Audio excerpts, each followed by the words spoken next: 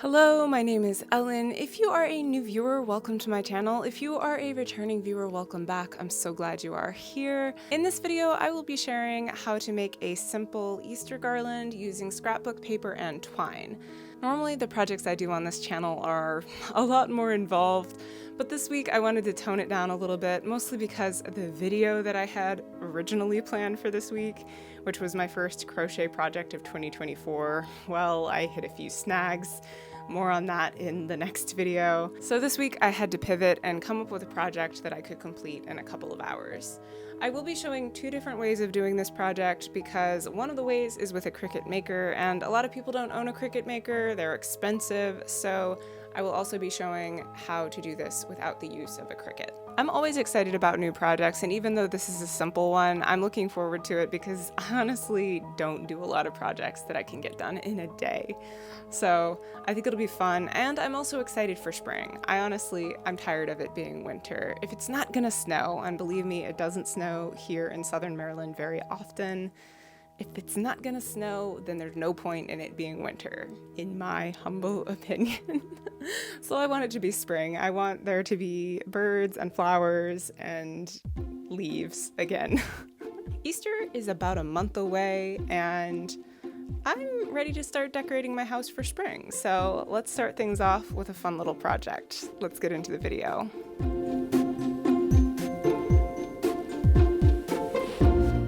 Hey, voiceover Ellen here. Before we get started, I'd like to note that the happy Easter egg that's in the middle of the garland is my own design, which I created to be made with the Cricut Maker, and isn't included in the free patterns that I've linked below. If you are cutting out your shapes manually, you can try and do something similar, but you would need to be very skilled with an Exacto knife. To make this without a Cricut, you will need access to a home or public printer so you can print your patterns. When printing, adjust the size of your patterns based on personal preference and how you want your garland to look. You should be able to do this in print settings. I made my garland pieces in an assortment of sizes to create some variation and visual interest. Once your patterns are ready, get your scissors and cut them out. I used plain printer paper because that's what I had on hand, but I highly recommend using cardstock if it's available because its thickness will make the patterns easier to trace. Next, trace your pattern onto the wrong side of your craft paper. Here you can see I was having a little trouble tracing because of how thin the printer paper is. It doesn't need to be perfect, just so long as you have the general shape. Now you can go ahead and cut out your garland shapes. I found the most difficult shape to cut was the carrot because the top of the carrot has all those tight curves. I used my Exacto knife to do a couple of them, but if you decide to use this method, please be careful. I honestly don't think using the Exacto knife was much more effective than using the scissors. And that's how you cut out your fun Easter shapes without the use of a Cricut machine.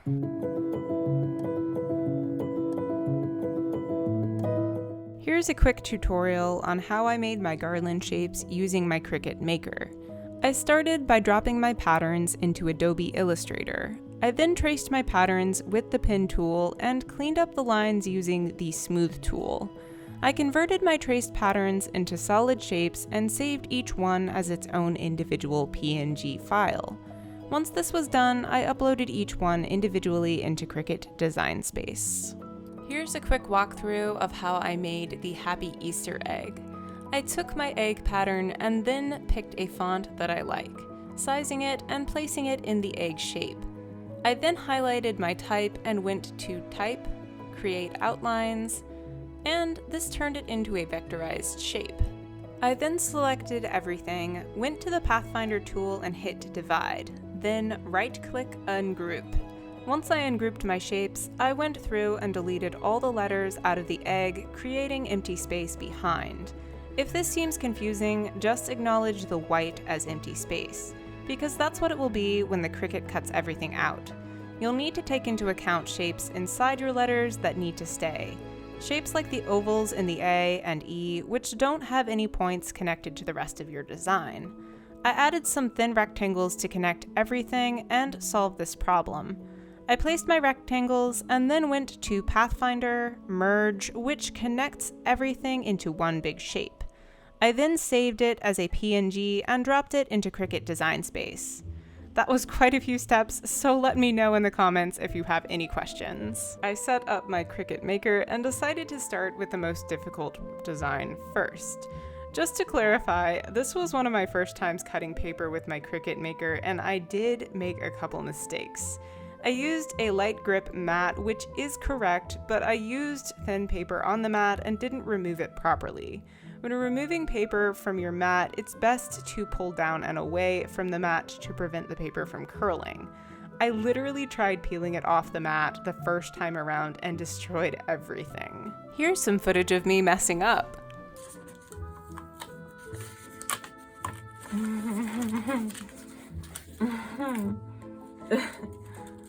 Oh, no. Okay. That's definitely not working. Thinking the mat was too sticky, I then got experimental and I taped a layer of parchment paper to the mat to keep my actual project from sticking. Of course, I failed to realize that without anything for the paper to stick to, it would begin to move and get ripped up by the machine. Here's actual footage of my experiment failing before my eyes.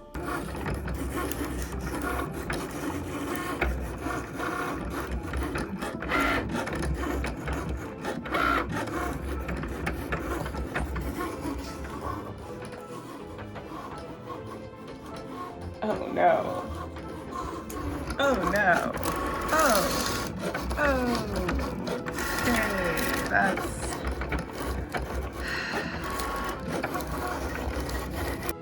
Okay, so that was definitely a failed experiment, and I'm not gonna try that again. After that, I decided I'd need to use cardstock craft paper. I also didn't press my paper as firmly to the mat, which seemed to solve the problem. Once I switched paper, everything went much more smoothly. I also figured out how to remove the paper properly without it peeling and curling, so that definitely helped.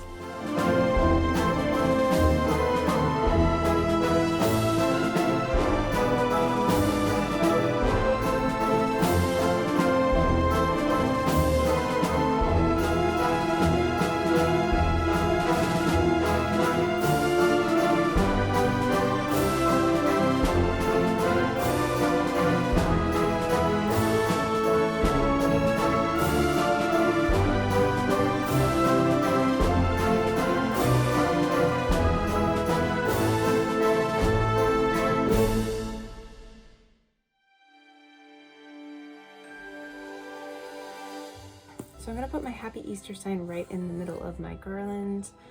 Because I want to reuse these after the holiday season and I don't want to poke holes in them or damage them, I'm going to use masking tape to attach everything to the strings. Now masking tape is nice because it can usually be removed from walls and other surfaces without hurting any of your projects.